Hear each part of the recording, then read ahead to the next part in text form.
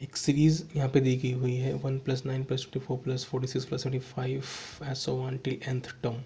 हमें इन पदों कोई सीरीज दी गई है और इसका सम हमें फाइंड आउट करना है। ये सीरीज़ जो है क्वाड्रेटिक सीरीज़ है और इसका सम कैसे फाइंड आउट करते हैं वो हम अभी देखने वाले हैं। तो सबसे पहले ये कि मुझे कैसे पता या आप कैसे पता करेंगे कोई सीरीज़ क्वाड्रेटिक सीरीज़ है या नहीं है। तो क्वाड्रेटिक सीरीज़ की जो प्रॉपर्टी होती है या डेफिनेशन जो होती है वो ये होती है कि इसमें जो टर्म्स होते हैं उनका जो डिफरेंस होता है, उन डिफरेंस का जो डिफरेंस होता है वो कांस्टेंट होता है, वो हर बार समान होता है। अगर जो इन जो इनके पद होते हैं, पदों के अंतरों का जो अंतर होता है वो हर बार समान होता है, नियतांक होता है। कहने का मतलब ये, अगर ये सीरीज़ है तो ये अगर ये पहला टर्म है, दूसरा ये है, तीसरा ये है, चौथा ये है, इस तरह से है। तो इसका मतलब T1 अगर कर लें या T2 कर लें या T3 कर लें या T4, मतलब टर्म दिखा रहा है first term, second term, third term, fourth term, इस तरह से। तो इसमें जो डिफरेंस होता है इनके बीच, 9 में से आगे 8, 24 में से 9 गए 15, ओरिजिनल 22, 29। अगर इसको D1 से, मतलब ये फर्स्ट डिफरेंस, अगर इसको D1 से दिखाएं तो सेकेंड टाइम जो डिफरेंस निकालते हैं, फिर जो अंतरों का अंतर निकालते हैं, 15 में 7, 7, 7, मतलब जो पदों के जो अंतर होते हैं उन अंतरों का भी जो अंतर होता है वो हर बार समान रहता है, इनकी प्रॉपर्टी होती है, क्वाड्रेटिक सीरीज की प्रॉपर्टी होती है। अगर कोई भी सीरीज क्वाड्रेटिक सीरीज है तो वो इस कंडीशन को फुलफिल करेगा। इसका वाइस वर्सा ये हुआ कि अगर कोई भी सीरीज इस कंडीशन को फुलफिल कर रही है तो वो क्वाड्रेटिक सीरीज होगी। अब बस अगर हमें पता हो कि कोई सीरीज क्वाड्रेटिक सीरीज है तो उसका कोई भी टर्म या उस सीरीज का सम हम आसानी से निकाल सकते हैं। जैसे यहाँ पे इसको हम कैसे निकालेंगे। और एक चीज़ और जो क्वाड्रेटिक सीरीज के लिए होती है, अगर कोई सीरीज क्वाड्रेटिक सीरीज है तो उसके हर टर्म को हम किन्हीं भी 3 कांस्टेंट, यहाँ पे मान लेते हैं मैम A B C, कुछ भी मान सकते हैं, कोई भी वैल्यू ले सकते हैं, कोई भी वेरिएबल ले सकते हैं। हमें मान लिया कि ABC हैं, 3 कांस्टेंट हैं जिनके लिए क्वाड्रेटिक सीरीज के हर टर्म को हम एक क्वाड्रेटिक पॉलिनोमियल के फॉर्म में लिख सकते हैं। मैं कहना क्या चाह रहा हूँ बताना, ये मैं भी लिख के दिखा रहा हूँ आपको। जैसे इस क्वाड्रेटिक सीरीज का पहला टर्म क्या था, 1 था, तो इनका इस्तेमाल करके हम इस टर्म को एक क्वाड्रेटिक पॉलिनोमियल के फॉर्म में लिख सकते हैं। वो कैसे, अगर पहला टर्म है तो ये a इंटू वो 1 का square plus b into 1 plus c, second term क्या है 9 है, a इंटू 2 का square plus into 2 plus c, इसी तरह से तीसरा क्या है 24 है, ये a इंटू ये 3 का square plus b into 3 plus c। इसी तरह से आगे भी अगर ये nth टर्म है तो हम क्या बोल सकते हैं, nth टर्म है तो इसको कैसे लिख सकते हैं, a into N square plus b into N plus c। अब क्वेश्चन में हमें ये बोला गया था कि इस सीरीज का हमें n पदों तक योग निकालना है। nth टर्म हमें ये मिल गया, ये होगा, इस पैटर्न को अगर फॉलो करें तो nth टर्म ये होगा। अगर हमें सम निकालना है तो इनको जोड़ें या फिर इनको जोड़ें। अगर हम इनको ऐड करें तो हमें क्या दिख रहा है, इसमें ये दिख रहा है पहला टर्म क्या है, 1 का स्क्वायर, 2 का स्क्वायर, 3 का स्क्वायर, 4 का स्क्वायर। हर बार मतलब ये तो कॉमन ही है, तो इसको हम कुछ अगर हमें ऐड करना हो तो हमें कुछ इस तरह से प्रोसेस करनी पड़ेगी। एक कॉमन है यहाँ पे सब में, इसको क्या लिख सकते हैं 1 का स्क्वायर प्लस 2 का स्क्वायर प्लस 3 का स्क्वायर, बस ऐसा करके n तक, n पद है तो n पदों तक का स्क्वायर, प्लस यहाँ पे b कॉमन है, ये 1 प्लस 2 प्लस 3 ऐसे करके n तक। तीसरा c हर टर्म में समान रूप से ऐड हो रहा है, तो ये कांस्टेंट है जो हर बार ऐड हो रहा है, तो n पद है कुल और c हर बार समान रूप से ऐड हो रहा है तो n टाइम c, यही इनका सम होगा, इसलिए जो सम होगा ये होगा। अब इसको और थोड़ा सा सिंप्लीफाई करते हैं। ये क्या है, ये प्राकृतिक संख्याओं का वर्गों का योग है n तक। प्रथम n प्राकृतिक संख्याओं के वर्गों का योग है।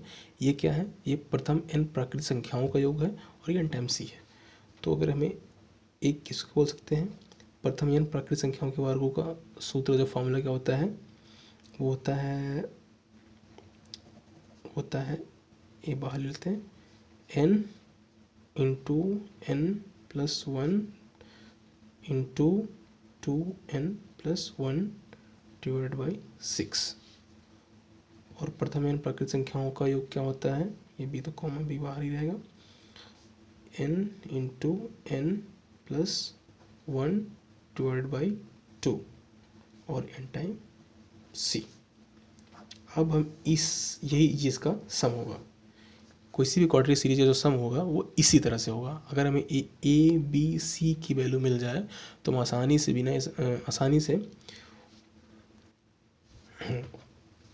अगर हमें ए बी सी की वैल्यू मिल जाए तो हम आसानी से इन किसी भी क्वाड्रेटिक सीरीज का सम निकाल सकते हैं। अब ए बी सी की वैल्यू निकालेंगे कैसे? बिल्कुल आसान है। वो कैसे? थोड़ा सा और सिंप्लीफाई करते हैं, इसी की क्वेश्चन को थोड़ा सा और सिंप्लीफाई करते हैं। कैसे दिख रहा है?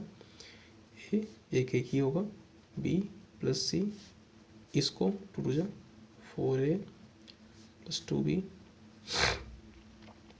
प्लस सी, तीसरा ये 9a प्लस 3b प्लस सी, इसी तरह से आगे हमें ज़रूरत है। अब हम देख रहे हैं 1 2 ए है, बी है, सी, 3 वेरिएबल है और 3 इक्वेशन है। आसानी से हम ए बी सी की वैल्यू निकाल सकते हैं। कैसे निकाल लेंगे वो हम भी करके आपको दिखा रहे हैं।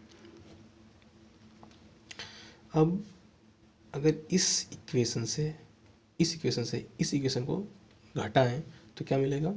4 में से 1 गए, 3 है, प्लस 2 में से 1 गए, बी, ये सी में से 0 होगा तो कोई मतलब नहीं है। और ये 9 में से 1 गए, 8। ठीक इसी तरह से थर्ड में से सेकंड इक्वेशन घटाएं तो 9 में से 4 गए, 5 है, 3 में से 2 गए, बी, और ये सी में से 0 और 24 में से 9 गए 15। फिर से इस इक्वेशन में से अगर इस इक्वेशन को सब्ट्रैक्ट करें तो क्या मिलेगा? 15 में से 8 गए 7, बी में से बी गए 0 हो जाएगा और 5 में से 3 गए 2 है। 2 की वैल्यू 7 आई, ए की वैल्यू क्या हो जाएगी? 7/2।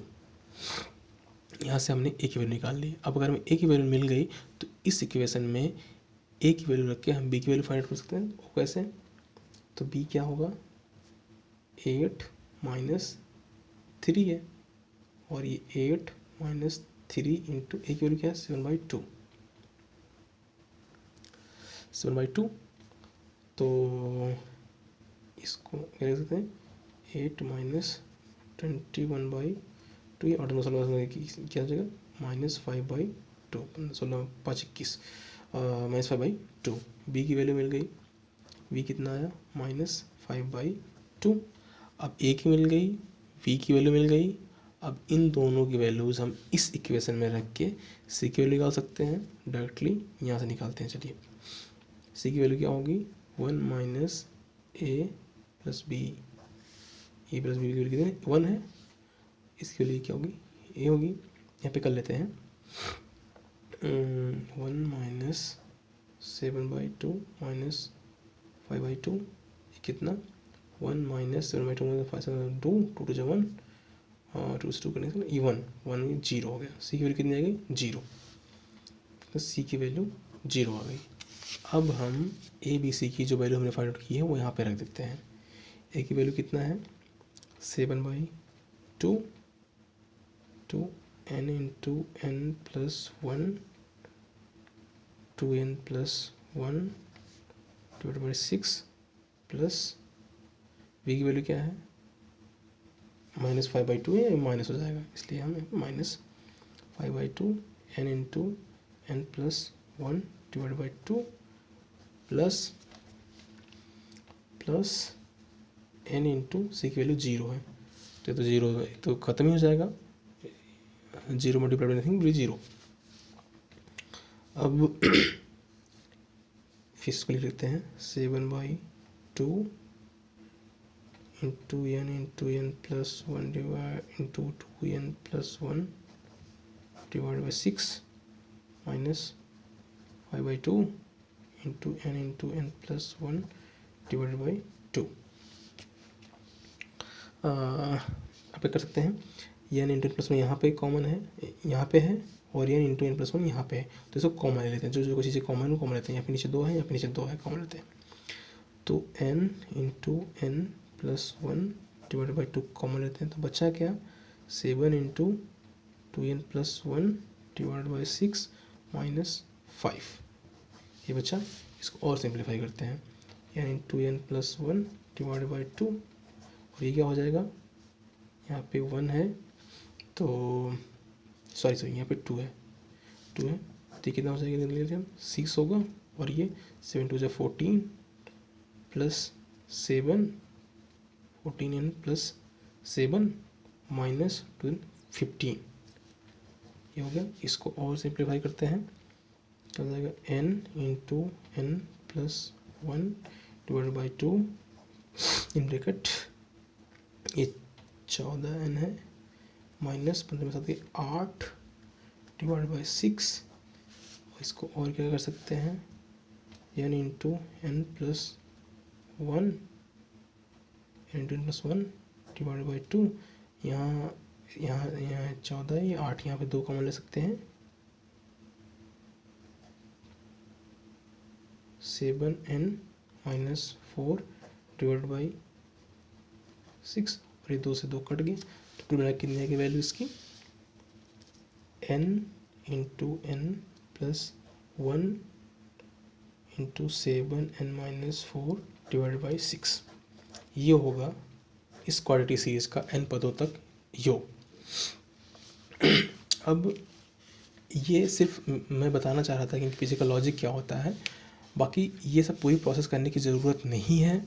हम डायरेक्टली बिना ये सब किए ए बी सी की वैल्यू आसानी से फाइंड आउट कर सकते हैं। वो कैसे, वो देख लेना है अभी। जैसे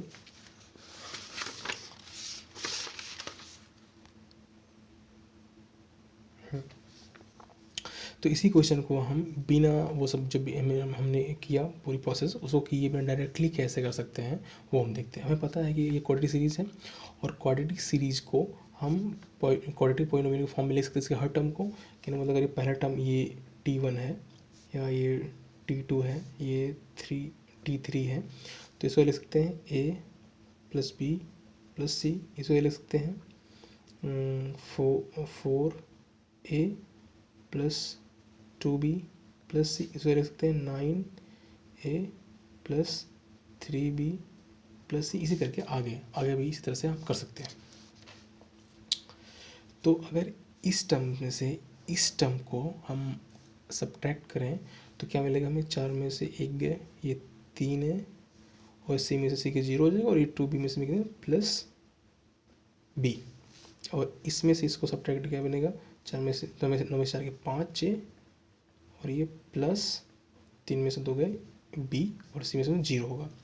और अगेन ये करें तो 5 में से 3 गए 2 है, और ये b में से b 0 है। कहने का मतलब ये हुआ कि ये d1 था और ये d2 है। जो सेकंड डिफरेंस आता है वो हर बार सेम होता है, और किसको रिप्रेजेंट करता है, 2a को। मतलब जो भी सेकंड डिफरेंस आएगा, चाहे जो भी सीरीज हो, उसमें जो भी सेकंड डिफरेंस आएगा वो हमेशा 2a की वैल्यू होगी। कहने का मतलब और 2a की वैल्यू होगी। वैसे यहाँ पे हमें पता था 1 प्लस 9 प्लस 24 प्लस 46, ये यहाँ पे जो डिफरेंस था 8, ये 15 और ये 22, यहाँ पे जो सेकंड डिफरेंस था जो 7 आ रहा था, ये किसको रिप्रेजेंट करेगा, 2a को। या इससे हमें फाइंड कर सकते हैं a की वैल्यू क्या होगी, 7/2। अभी 7/2 की वैल्यू को हम डायरेक्टली यहाँ पे रख देंगे d1 में। d1 की वैल्यू हमें यहाँ फाइंड होती है, तो d1 की वैल्यू क्या होती है 3a प्लस b, और d1 की वैल्यू क्या पे 8 है। तो या ये हमें डायरेक्टली हम आपसे बोल दें कि b की वैल्यू क्या होती है, b की वैल्यू होती है d1 माइनस 3। जो भी d1 की वैल्यू होगी उसमें से 3a को अगर घटाएंगे तो हमें b की वैल्यू पता चल जाएगी। तो b की वैल्यू क्या होगी, d1 कितना है 8 है, और 3 इंटू a, कितना है 7/2 है। तो 8 दूना 16, 16 में से 21 गए 5, ये माइनस 5/2, ये b की वैल्यू ऐसे मिल गई। और c की वैल्यू क्या होती है, ए बी सी, ये होता है first term A B C, ये a plus B plus C होता है। तो इसमें हम a प्लस बी की वैल्यू लिख देंगे तो हमें c की वैल्यू मिल जाएगी। क्या रख देते हैं, तो मतलब सी की वैल्यू क्या होती है, फर्स्ट टर्म माइनस ए प्लस बी, तो फर्स्ट टर्म क्या है, 1 है, माइनस ए 7/2 माइनस 5/2, ये -5/2 है, कितना हो जाएगा, ये 0 हो जाएगा, ये 0 हो गया। अब डायरेक्टली जो nth टर्म होगा वो क्या होगा, nth term of the series क्या होगा, nth टर्म क्या होगा, an² प्लस bn प्लस सी ये होगा, और a की वैल्यू हमें पता चली गई है, a की वैल्यू ये 7/2 n² प्लस b, सॉरी इसको 7/2, b की वैल्यू कितना है, -5/2 n प्लस सी की वैल्यू कितना है, 0, ये 0 है। अब हमें ये पता है कि ये क्वाड्रेटिक सीरीज का nth टर्म है और ये किसको रिप्रेजेंट करता है, अगर इसका सम निकालना होता है तो हमने करके देखा था कि ये ए को कॉमन लेते हैं और ये 7/2 ये n² जो है सिग्मा, इसको अगर ऐसे जनरल फॉर्म में लिखें तो सिग्मा n² प्लस b, यहाँ पे माइनस है, हालांकि यहाँ पे माइनस होगा, यहाँ पे माइनस b की वैल्यू क्या होगी, जिसको कर लेते हैं -5/2 टू सिग्मा n, ये होगा, ये हुआ।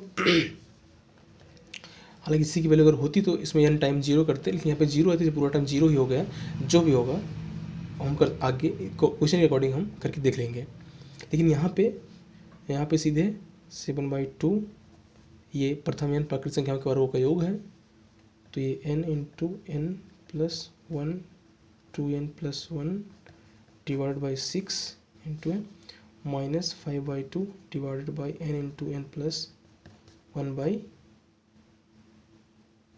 तो इन्होंने हम करके देखा, सेम चीज़ यहाँ पे हमें मिल गई। अब इसको और सिंप्लीफाई करेंगे तो हमें मिल जाएगा n × n plus 1 7n-4 divided by 6, यहाँ से डायरेक्टली मिल गई। अब इसको और क्लियर करने के लिए हम एक और एग्जांपल ले लेते हैं, जैसे मान लेते हैं कोई सीरीज़ ये कोई सीरीज़ सिंपल करने के लिए कोई सीरीज ले लेते हैं, जैसे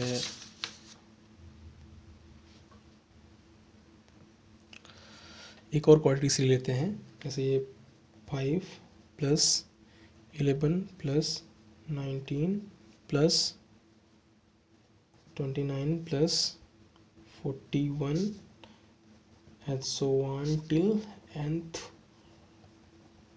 टर्म, इसका भी सम फाइंड आउट करना है। तो इसको ऐसे करेंगे, सबसे पहले हम क्या करेंगे कि ये देखेंगे कि क्वाड्रेटिक सीरीज है या नहीं। तो कैसे चेक करेंगे, डिफरेंस का डिफरेंस सेम होना चाहिए।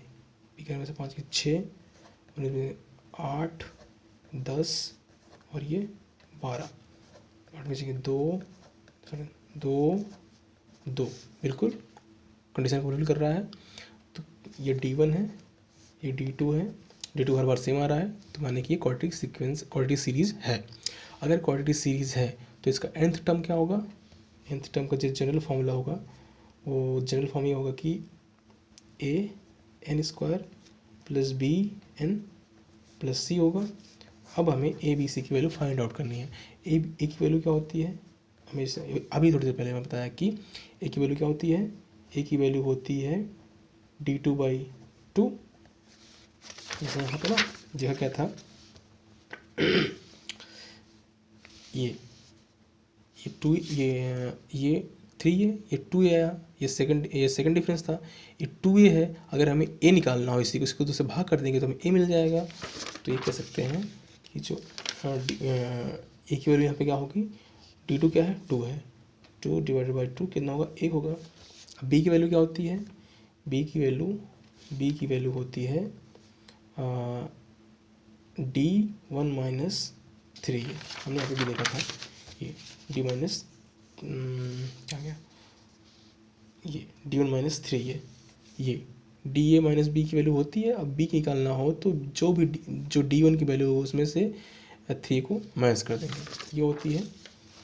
तो d की वैल्यू यहाँ से निकाल सकते हैं, बिल्कुल d1 कितना है, 6 है, 6 - 3 इंटू a की वैल्यू कितना है, 1 है, तो 6 - 3 = 3 हो गया। ये हो गया b की value.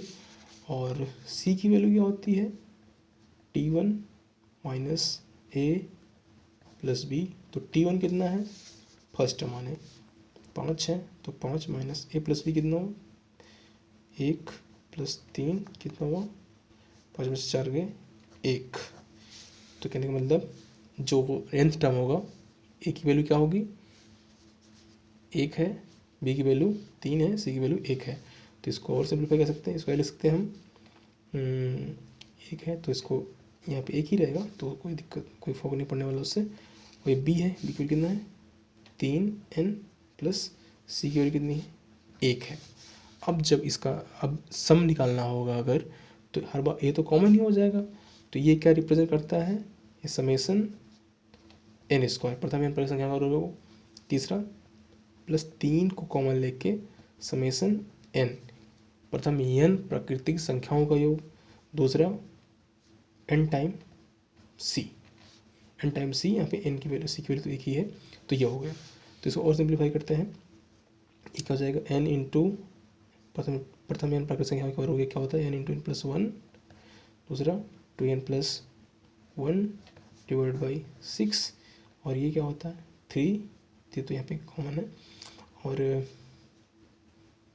n into n plus 1 divided by 2 plus n। इसको और सिंप्लीफाई करते हैं,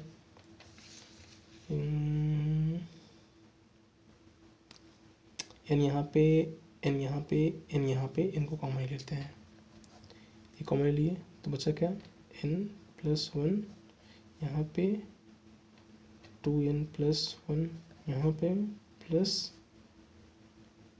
3 into n plus 1 divide by 2, और ये सॉरी यहाँ पे 6 था, प्लस 1 बचा है यहाँ पे। इसको और सिंप्लीफाई करते हैं, ये एलसीएम 6 हो जाएगा, और ये n इंटू 2n क्या हो जाएगा, ये n into n 2n square 2n square plus n free work से प्लस 2n प्लस 1, और ये क्या 2 3 6 3 3 9 9n प्लस 9 प्लस 1 6 6 6 6, और ये क्या हो जाएगा n 2n स्क्वायर, एक n यहाँ 2 यहाँ 9 यहाँ 9 3 12n हो, कुल मिला के ये 2n square plus 9 3 12n plus 9 6 15 1 16 16 divided by 6, ये होगा। अब इसको और सिंप्लीफाई करें तो ये 2 यहाँ 6 2 यहाँ से कॉमन भी ले सकते हैं, तो चलो यहाँ पे लिख लेते हैं, कॉमन ले लिया तो ये क्या हो जाएगा, n square plus 6n plus 8 divide by 6, ये 2 से 3 कट गया 3 हो जाएगा, और इसको अब क्या लिख सकते हैं n, और इसको एक क्वाड्रेटिक इक्वेशन है, इसको हम फैक्टराइज कर देंगे, फैक्टराइज करने का मतलब ये होगा, और यहाँ पे 8 1 जा 8, और उनको ऐड करने पे 4 होना चाहिए, तो 4 2 जा 8 होता है, 4 प्लस 2, तो क्या मिल जाएगा हमें n, इसके दो फैक्टर क्या होंगे 4 और 2, तो n plus 4 in one bracket and another bracket n plus 2 plus 2 हो जाएगा, okay, n plus 2 divided by 3। ये इस तरह से हम कोई भी सीरीज हो डायरेक्टली बिना कुछ किए हम उसका nth टर्म निकाल सकते हैं। बहुत सारी वीडियोस में ये बताया गया है कि हम यस 1 पहले निकालते हैं, फिर 1 प्लस 9 प्लस 8 ऐसे ऐसे करके nth टर्म तक, फिर ऐसे इसको इसमें से माइनस करते हैं, और कुल मिला के जब पूरी प्रोसेस होती है वो n को फाइंड आउट करने के लिए होती है, उसके बाद फिर से उसमें फॉर्मूला लगाते हैं ये वाला। अब ये बहुत लेंदी है और ये डिस्क्रिप्टिव अगर एग्जाम है कोई तो उसमें काम आ सकता है, बाकी MCQ में हम अगर ऐसे करेंगे तो बहुत लंबा जाएगा, और डायरेक्ट अगर हमें जल्दी से आंसर निकालना है तो बिल्कुल इस प्रोसेस से हम बिल्कुल आसानी से आंसर निकाल सकते हैं।